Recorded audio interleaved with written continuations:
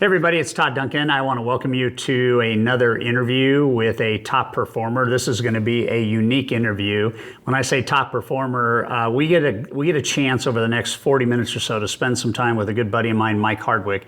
For 25 years, Mike has led the charge of building a mortgage company from being a loan originator himself to now having a thriving business 25 years later, still gunning hard and doing great business. But the most impressive thing about Mike is the book that he has written called Keep Chopping Wood. And I am a big believer that we can learn from people in the market that have had highs and lows, who have had wins and losses, and have at the end still been able to come through and shine big and still do great things. So I'm going to join Mike Hardwick now. We are connected via video link, and we're going to spend some time together. So Mike, it's great to have you with us, and thank you for joining the interview series, and I'm excited about our time together.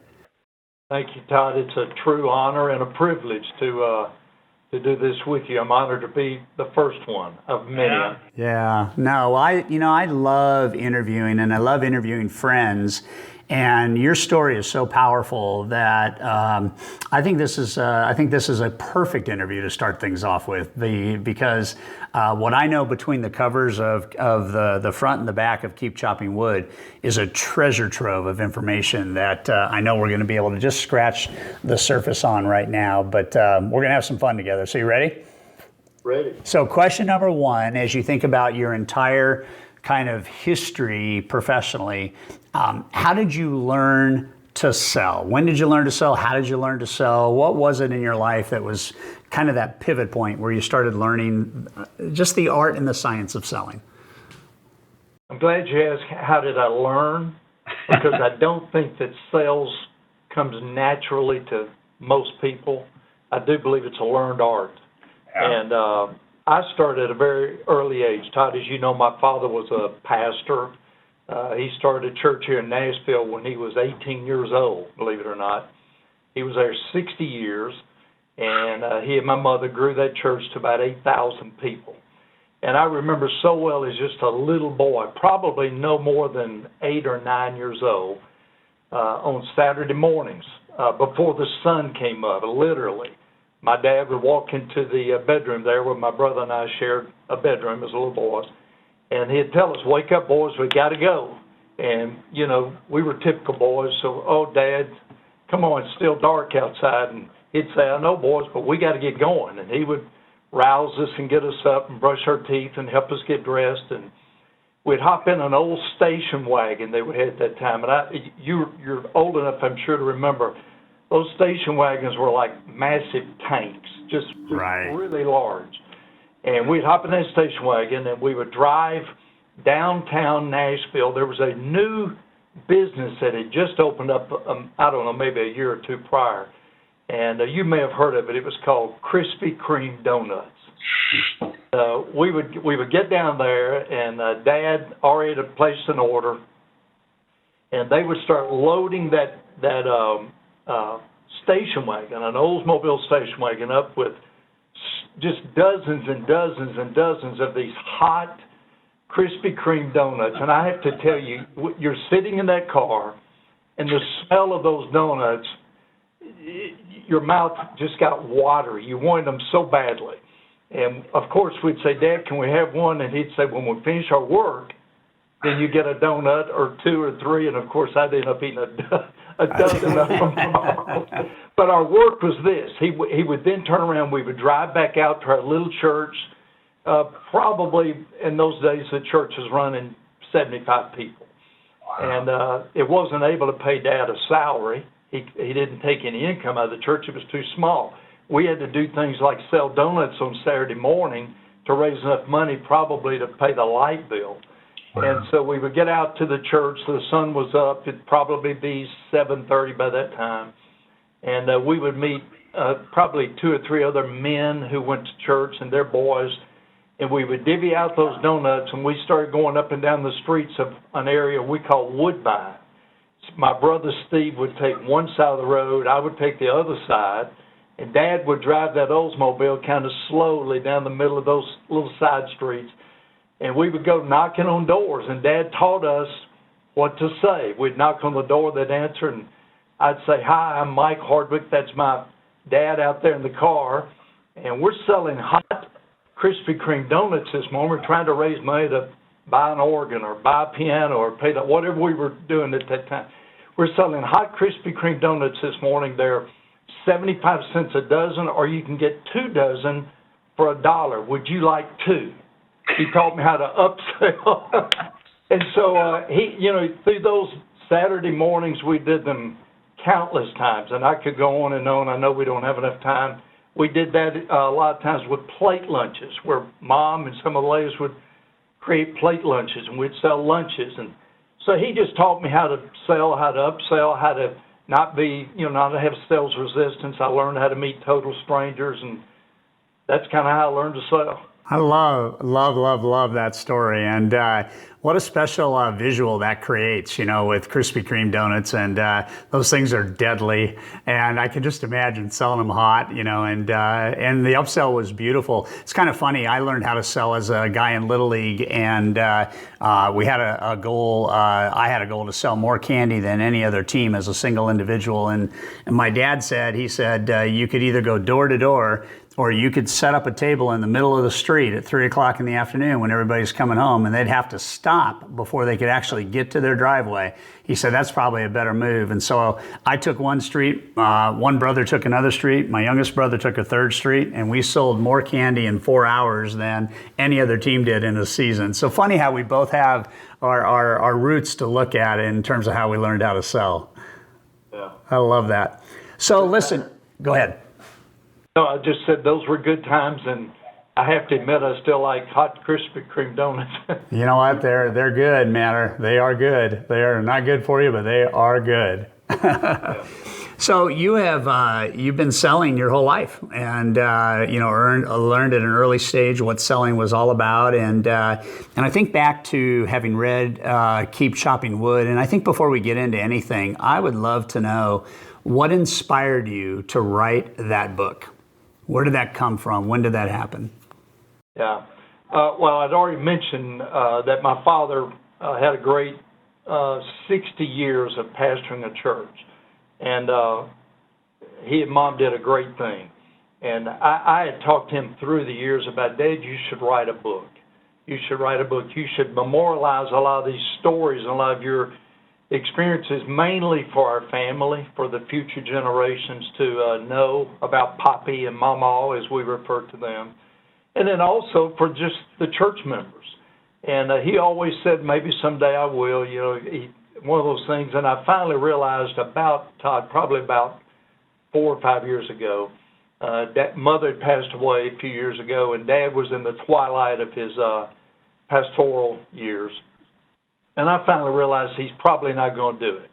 For whatever reason, he was a great pastor. He built a great church. But I don't think he really felt comfortable trying to write. You're either a writer or you're not. I don't know. It would seem that way to me. And so I thought somebody's got to memorialize this, and so I'm going to take the task on. And I put my mind to it, and I started writing this book primarily to memorialize the events and the history of my mother and my father and what they had done. And as I got into it, I began to realize it's not easy. It takes a lot of effort and a lot of time, and it took a lot of research. But I got to going with it. And the longer I wrote and the more I wrote about, I began to realize that this was going to be a labor of love, so to speak, but it was really going to be for my family. From my children, who Megan, Shana, Lawson, and Michael. Now they have children, so I have grandchildren. Actually, Megan, I don't know if you know this, Todd, but Megan just had her first little baby 6 weeks ago, little Oliver. We call him Ollie. They live over in London, across the pond. And we're looking forward to going to visit them this summer. But I started writing that book, and the more I wrote it, I began to realize this book not only will be a great history for my family, for future generations, but it also can be a valuable tool for my employees here at Churchill to better understand our culture. Many companies have great cultures, and of course most of us think we have a great culture. Obviously I think we do. I think we've got a slightly different culture. And I thought the book will give one to each of our employees it'll be a good way for them to understand our culture better. So mainly I wrote it for my family and for my employees as a memorial, really, to my father and my mother. If that makes sense. Yeah, it makes all the sense in the world. What a legacy moment for you, to be able to do that. And as I read through it, and it literally is a story, and it is so beautiful, and there's a ton of takeaways as you think back to writing the book, and as you think back to kind of what you want people to take out of it. What are 2 or 3 things that are maybe tipping points in your career during the story that you tell in Keep Chopping Wood, or 2 or 3 of the big takeaways you want people to feel as they read this? So tell me each one, and maybe we go deep into each one of those a little bit. Well, one thing that I think that we all, hopefully, as we experience more of life, as we work longer years and get a little older, as I like to say, I'm 65 now, so my dad used to say to me, and I write about this in the book a little bit, he said, son, as you get into the last third of your life, he tended to break things down into 3s. And so he would talk about the first third of your life, the middle third, the last third. And he would say, as you get into the last third of your life, painting with a broad brush, you're either becoming a better person or you're becoming a bitter person. Mm-hmm. And to a great extent, what determines whether you become better or bitter are countless choices you made, some big, some quite insignificant, but countless choices and decisions that you made in the first 2/3 of your life. And he taught me that every choice, every decision I make has a consequence.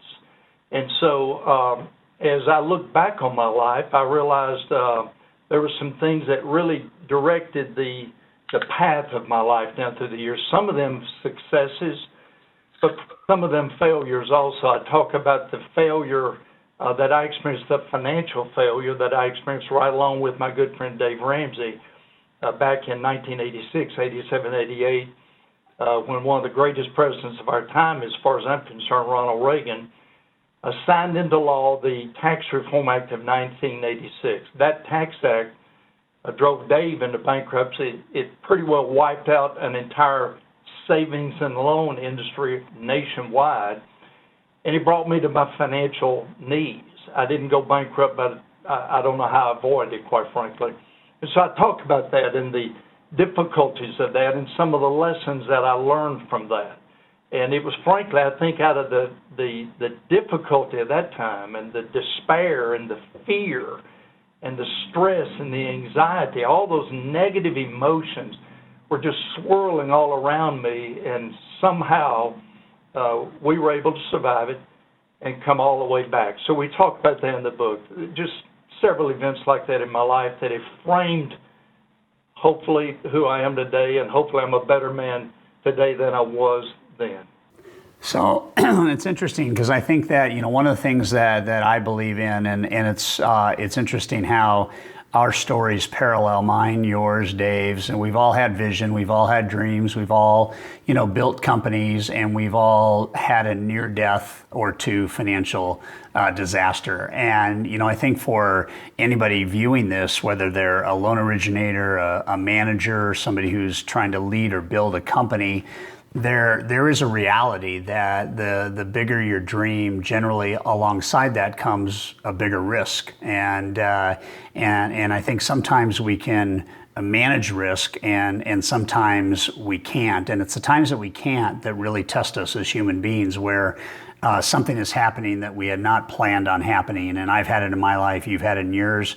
So as you think about just that whole failure kind of overlay in the book, and all the starts and stops that you've had, and now where you find yourself, and what's the story or what's the message to anybody that has a fear of failure? I mean, it's a human emotion. It's a very deep and real emotion, but we all also know that on the other side of failure, there should be hope, and there should be faith, and there should be a confidence that maybe your better days are ahead of you. How did you reconcile that in your mind as you were going through some of these pretty substantial moments in time where your character and your integrity and your personhood, along with your business and your bank accounts, were challenged in unlikely ways?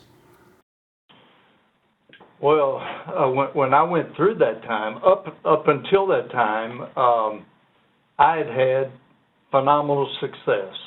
As a young man, I just had experienced some very good breaks, some very good fortunes, which I share a few of those in the book. But I had achieved a level of success that was greater than I could handle, quite frankly.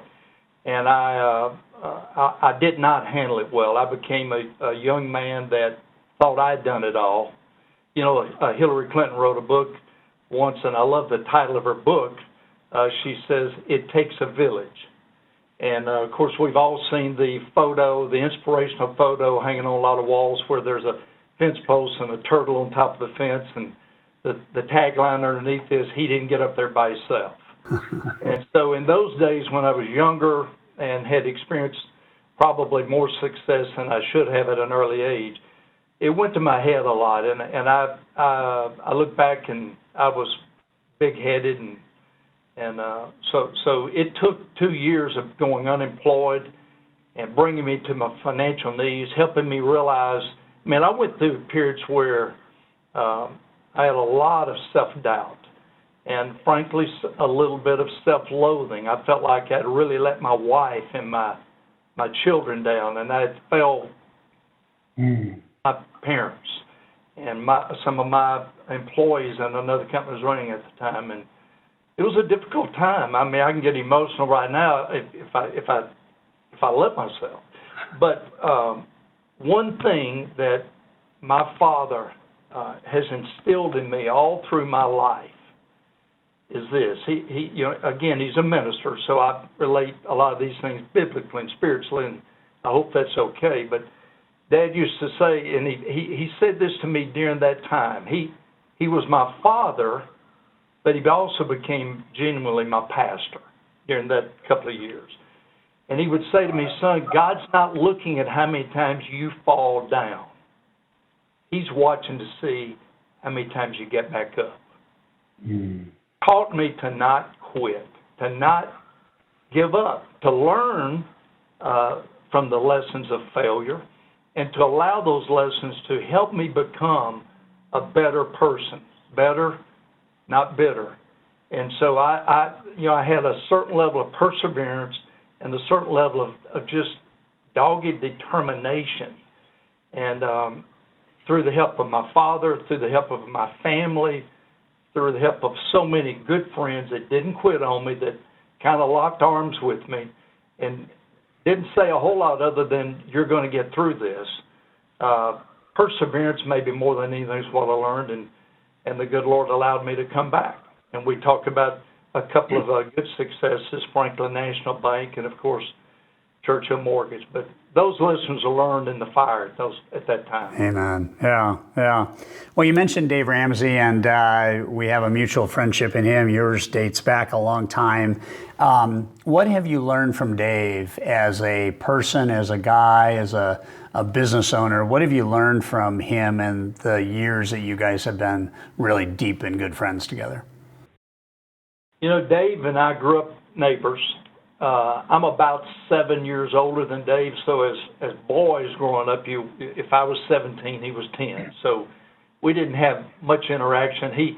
He likes to laugh and tell the story about the day that his daddy got mad at those Hardwick boys because he had just laid new sod on their lawn, and my brother and I, Steve, rode a new pony that my dad had bought us through their yard and messed up their sod. And so his dad calls my dad, and, you know, his dad, "Come on, boys, we got to go fix your mess." So he likes to laugh and tell stories about that. But Dave and I really became friends shortly after Dave and Sharon, his wife, graduated from the University of Tennessee up in Knoxville.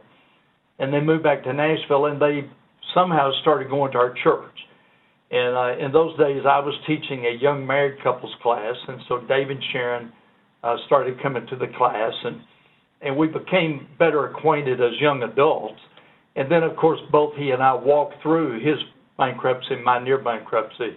had so many times when we would meet for lunch and we would argue over who was going to buy the Crystal Burgers that day because absolutely couldn't afford anything more. And told a lot of war stories. We had a lot of times when we would just sit there for 2 or 3 hours, quite frankly, and a level of despair and figuring out what are you doing and how am I going to get through this. And so one thing I learned from Dave is exactly what I talked about a while ago with my dad. Dave Ramsey is not a quitter. He is a determined person. He's a thinker. He's a hard worker. And when he sets his mind to something, he's going to do it. You're not going to talk him out of it. I remember so well, Todd, this one particular day, we went to lunch at a little Mexican restaurant, and he wanted to share with me a new idea he had about starting a talk radio show dealing with money and finance. And as he shared the idea with me, I remember so well giving him the best advice that I could at that time, and my advice was, Dave, don't do it. That's a dumb idea. It'll never work, which shows you how brilliant I was, how much foresight I had. But he wouldn't take no for an answer. I remember I said, Dave, why would anyone listen to you, buddy? You just came out of bankruptcy. He had a great response. He said, Mike, I can tell people what not to do.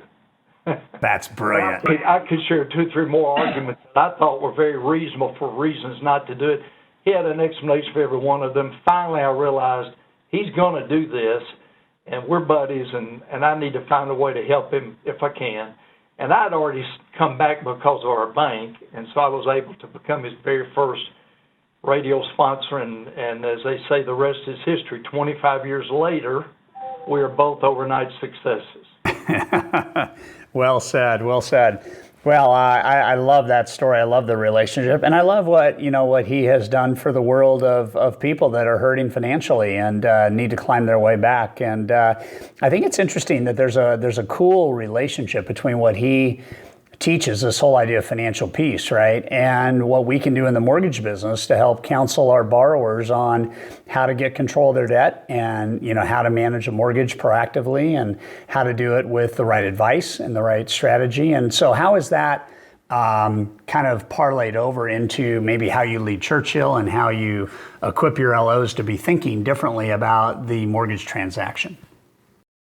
If you've listened to Dave very much, and I'm sure most of the viewers of where you share this video, my goodness, Dave Ramsey today has the second largest talk radio show in America. The only one larger is Rush Limbaugh. Dave every week has roughly 10 to 12 million people tuning in at one time or another to listen to him. We have had the opportunity over 25 years to work with hundreds of thousands of them.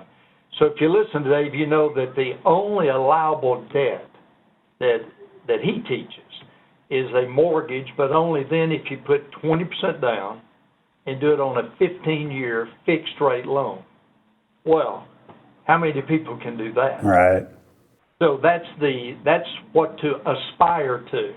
And Dave and I have talked long and hard about this. Most of the tens of thousands, hundreds of thousands of Dave Ramsey listeners who have called us through the years, they cannot do that. Right. And so what we do is we give them a path to get them started and get them there.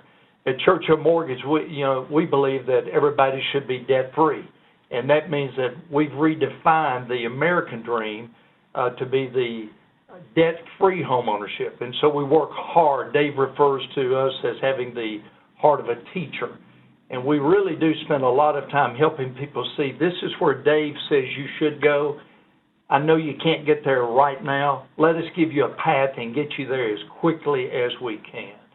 And so we've been able to do that and mesh our message with Dave's message. And, again, it's worked for 25 years. We're still going strong. Yeah, that's cool. That's a neat story. So when we were together at our Achieving Leadership Excellence event last year in St. Thomas at the Four Seasons, we were talking about culture. And it was amazing to see you and your team meet after each session and continue to talk through how you can use the material to continue to build culture. You have built a very strong culture. It's been about improvement and growth, and it hasn't come accidentally, I don't think. You've been very intentional about the way you create culture. So what is your advice to leaders, whether they're a branch manager, a company owner, somebody out there that wants the kind of proactive ownership kind of mindset, conducive to service? I mean, your culture just exudes everything I think most people would want their business to become known for. How did you get that going? How do you grow it? How do you maintain it? It has to be very intentional. Number one, it has to be very intentional. I'll tell you, Todd, that and I'm not just saying this because I'm here with you right now. I've said this to so many people through the years. You are one of the best coaches and teachers that I've ever been around. You obviously invest an enormous amount of time in study and research so that when you step up on the stage at Sales Mastery with a couple of thousand, or you're sitting at a table at ALE with 100 or fewer, whatever the number is each year, you bring enormous value, and we've seen that. And so one of the things that we've determined some time ago is that we love to take our what we call home loan specialists, our loan originators, to Sales Mastery. They go there and they get really good content. They get highly motivated. They come back and they're ready to hit the ground running. At ALE, we take some of our top producers there, but we also blend in with that our ops leaders. Last year, as you know, we brought, I think, 7 with us. This year, we're bringing about 18, and that's because of the value that you bring. And so we spend a lot of time investing in our people, and when I say that, it's not just the financial investment. Yeah. It's the time investment. It's going to lunches. It's going to dinners. It's taking them to the Predators games and the Titans games. It's summer picnics on the lawn in the back. It's all kinds of events. We do this all the time because we want relationships that go much deeper with our people than just the 9 to 5 when you're working on issues. It's those relationships that are built outside of the office at ALE, at Sales Mastery, at bowling parties, and all the other plethora of things we do. It's relationships that are built in those times that then allow us, when we're in the stress of the moment from 9 to 5, to really work through things. We talk often about putting people over property. Investing relationally absolutely pays off, and but it takes a lot of time, it takes a lot of effort. So one word you just mentioned, which I think is just paramount to culture, is you mentioned relationships. And I think there's a balancing act as a leader. You certainly being, at the head of the pack at Churchill, and yet having a culture where it doesn't feel like that. I mean, you are the leader, but you have a very relationally centric model with your team. How do you balance the need for performance with the cultural ingredient of relationship? And how do you not fall prey to the becoming too soft of an organization? How do you manage both the people and the profits? I'll admit to you that I've had to learn how to do that over the years. That when you're in good, solid relationship with people, it's difficult to also hold them accountable at times. But I've learned through the years that I'm doing no one a favor if I allow them to continually perform at a subpar level. I'm not doing them any favors. Number 2, I'm not only hurting them, but I'm hurting people who work around them. And so that one becomes 10 or 20 or 30 or 40 or 50. And so I've learned the hard way that you can be good friends. I am your best friend when you allow me to speak into your life and say, Todd, right now, I don't see things the way you see them. let's talk about that. I'll give you one instance. You would know this lady, and I wouldn't call her name anyway, but I had a lady that had been working for me probably about 15 years, and she was one of our leaders here. And but I kept getting complaints, and there kept being issues arise, and after a while, I sat down with her one day, and I called her by name, and I said, you and I have been friends. We've been working together for 15 years. I know your family. You know my family. I know your children's names. I love you as an employer. And, of course, I had other people in the room. I don't do these things one-on-one. But I said, I deeply care about you. But here's the problem I've got. I feel like you know that so well that you take advantage of it sometimes. You're taking advantage of my good graces. And so I need you to know, as much as I care for you, what just happened, I'm not going to allow it to happen again. And if it does, it'll break my heart, but I will let you go. I cannot allow that to happen for your good and for our employees' good. Well, she came into my office a couple days later and resigned. And I believe that she resigned thinking that I wouldn't accept it. And I did. And it was difficult, and it took us a while to rebound from the loss, but we ended up becoming stronger and better. We got a better, as a matter of fact, one of her best friends who she brought to work here 12 years ago took that role and is one of our top ops managers today. Anybody at Churchill Mortgage would tell you, again, I don't want to call names, but they would tell you, boy, what a difference maker she is. And the lady I ended up letting go, we're still friends to this day, and she's done, I would hope and like to think it helped her become better at her next job. So you got to hold them accountable while building good, strong relationships. Not easy, but it can be done, and I think it must be done. No, that is that is a beautiful story, and one that sets the stage for, I think, everybody to really understand the power of being honest and being candid and doing it lovingly. And it also begs the question of boundaries and consequence and owning those. You know, you can't make empty threats, and you can't, as you say, talk somebody out of resigning who thinks you won't accept their resignation. You have to be bold. Yeah, as a leader, you have to be courageous as a leader, and you got to be candid, I think. And I think far too many leaders aren't, and to do it with love. Yeah. Yeah. Do it with respect. Do it with love, with respect and kindness, but you have to do it. So if you were to advise somebody on how to start creating a different culture in their firm, obviously assuming they don't have a functional one and wanting it to get to functional, what would be a couple of pieces of advice you'd give to people that want to create a culture that's a winning culture, that's a culture of positivity and relationship? Well, one thing you mentioned a while ago is honesty. You know, you can't teach things that you're not yourself. Yeah. I heard it said recently, and I don't know who came up with this, but I believe it's absolutely true. Said the more money you make and the more well-off you become, it just magnifies who you've been all along. You become more of who you already were. I think first and foremost, you've got to look at your own set of core convictions, core values. And are you, at your core, an honest person? Are you a person of genuine integrity? Not that you're perfect.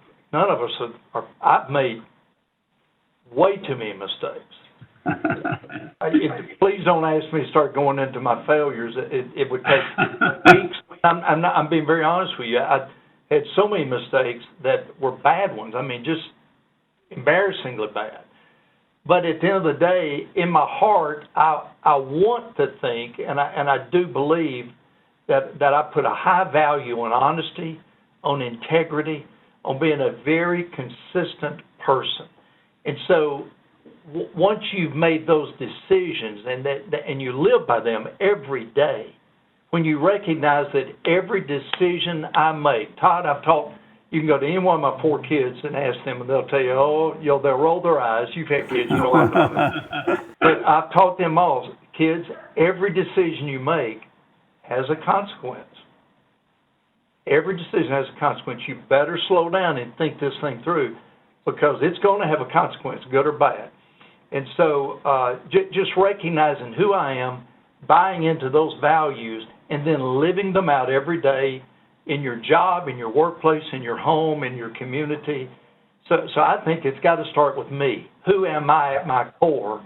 And then the people I surround myself with and the people I associate with, by far and large, they're going to see that, feel that. They'll either buy it and love it and stay, or they won't like it and they'll leave. Yeah, well said.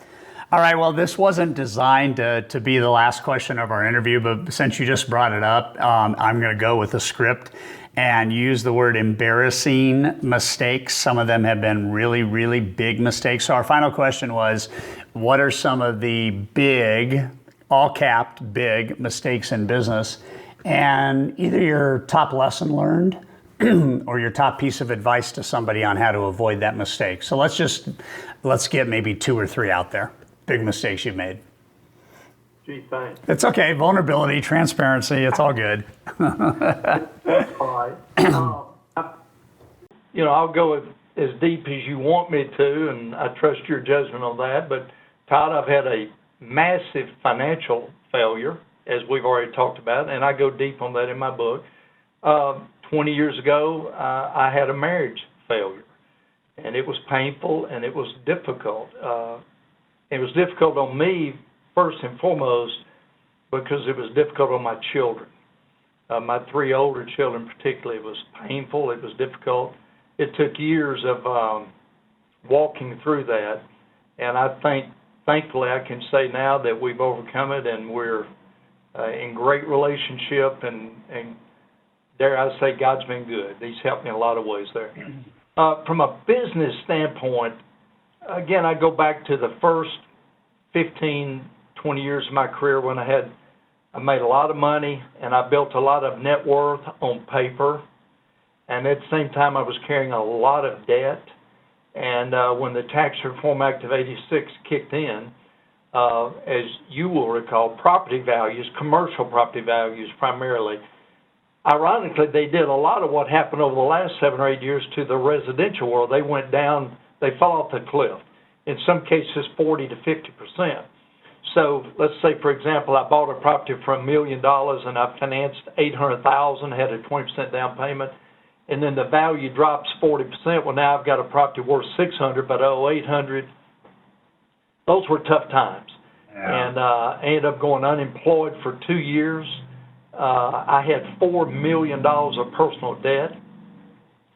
It was one of the most difficult things I've ever been through. The lesson I learned from that is the same lesson that my good friend Dave Ramsey learned. And that, all of a sudden, we both went to the other end of the pendulum. We said, we're not going to be operating under the old OPM theory, other people's money, leverage. Right. We tried that. And it worked, but boy, when it crashed, it really crashed. So we went all the way to the other side, zero debt. And I remember in those tough years trying to work through that, we used to have a saying. We'd say, I don't want any cheese. I just want out of the trap. And the trap was debt. And I remember praying on my knees so often saying, Lord, if you'll somehow find a way to help me get through this, I'll be very slow to ever go back into debt. So the great irony is here I am in the lending business, but we started Churchill 25 years ago. I've never borrowed a penny to operate Churchill. Operation, we have warehouse lines of credit. So today Churchill is debt-free. I can thankfully say I don't owe a dime on a house, a car, nothing. And but boy, the great financial picture that my company and me personally are in today is a direct result of the lessons I learned from the very painful times of the late 80s. So those are a few things I've learned. Get out of debt and stay out of debt. Well, I think it's living within your means, and it's not over leveraging, and it's common sense stuff today that sadly too many people learn the hard way, and people on the other side can teach from a point of principle and real life experience. And so anybody watching this, whether they're a brand new LO or an emerging leader, needs to understand, man, you got to save more than you spend, and you've got to be smart about how you borrow. And the best methodology long term is not to borrow a lot of money and find yourself back in that spot. while ago, or one of us said, be very intentional Yeah. with every decision you make. Yeah. Final, maybe still mistake, but as the leader of the company in business, not financial, but in business, as a CEO, what's the top lesson you've learned on how to lead a company? Yeah, I would say that the top lesson I've learned in life, leading a company, leading my family, any type of leadership, would just be consistency. I've got a phrase that I coined here about 3 years ago, be persistently consistent. I see way too many people, as I was younger, I'm up one day and down the next, I'm all over the board in my decision making, and just learning through the years the high value of knowing your core convictions and consistently living by them every day. We've got a saying here, Todd, if I may share it. It says, do the right activities with the right business partners consistently over time, and you will reap the results you're seeking. And I do believe that. The title of my book, what is it? Keep chopping wood. Yeah, beautiful, beautiful. Well, man, I have loved spending time with you, and you are a dear friend and a great leader, and excited that we had this time. If somebody wants to pick up a copy of the book, where do they go? Best way to get a copy? .com, Amazon.com. Just type in either Mike Hardwick in the search or Keep Chopping Wood, and you can get it and help drive my swells. That's awesome. Awesome. It is a wonderful book. I've read it and would endorse it entirely as one of those memoirs on how to get through the tough times, how to celebrate the good times, and how to live purposefully and intentionally. So, Mike, thank you for your time today. I know it's valuable. You're a dear friend, and you've impacted a lot of lives in this interview. Love you, Todd. It's been a real pleasure, and look forward to seeing you in just a few short weeks. Yeah, we'll see you down in Mexico. Okay, buddy. Thanks. I appreciate it. Thank you. Bye-bye. Bye.